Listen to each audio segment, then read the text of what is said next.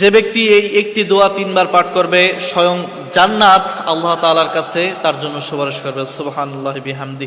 কত বড় পাওয়ারফুল এই দোয়াটা, একটু চিন্তা করে দেখেন যে জান্নাত স্বয়ং আল্লাহ তাআলার কাছে বলবেন যে আল্লাহ, এই যে ব্যক্তি এই দোয়াটা পাঠ করেছে, একে তুমি জান্নাতের ভিতরে তুমি প্রবেশ করো, জান্নাতের ভিতরে তুমি দাখিল করে দাও। সুবহানাল্লাহ।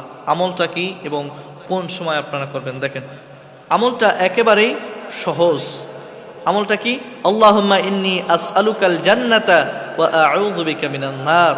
আল্লাহুম্মা ইন্নী আসআলুকাল জান্নাহ ওয়া আউযু বিকা মিনান নার। একেবারে ছোট একটা দোয়া। এই ছোট দোয়া আপনি সকালবেলায় 3 বার এবং সন্ধ্যার সময় 3 বার, বা অন্য হাদিসের ভিতরে পাওয়া যায় 7 বারের কথা বলা হয়েছে, যে সকালে 7 বার এবং সন্ধ্যায় 7 বার যদি পাঠ করতে পারেন, তখন আল্লাহ তাআলার কাছে এই জান্নাত আপনাকে বলবে, আল্লাহ তুমি এই বান্দাকে তুমি জান্নাতের ভিতরে প্রবেশ করে দাও, এই বান্দাকে তুমি জান্নাতে ঢুকে দাও। যতক্ষণ পর্যন্ত বান্দাকে জান্নাতে ঢোকাবা না, ততক্ষণ পর্যন্ত তোমার কাছে চাইতে থাকবো। এরকম কথা এই জান্নাত আল্লাহ তাআলার কাছে সুপারিশ করে জান্নাত বলতে থাকবে।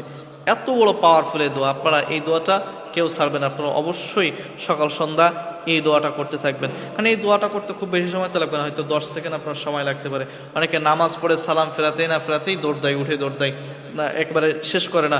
আপনারা নামাজটা শেষ করার পরে কিছু সময় বসবেন এবং তাসবিহ তাহলিল আপনারা করতে থাকবেন। এগুলো তো আপনার উপকারে আসবে, এগুলো তো আপনার কাজে দেবে, এগুলো তো আপনার ক্ষতি করবে না। তো সুতরাং এই যে আমলগুলো রয়েছে, অবশ্যই আপনারা এগুলো করার চেষ্টা করবেন ইনশাআল্লাহ।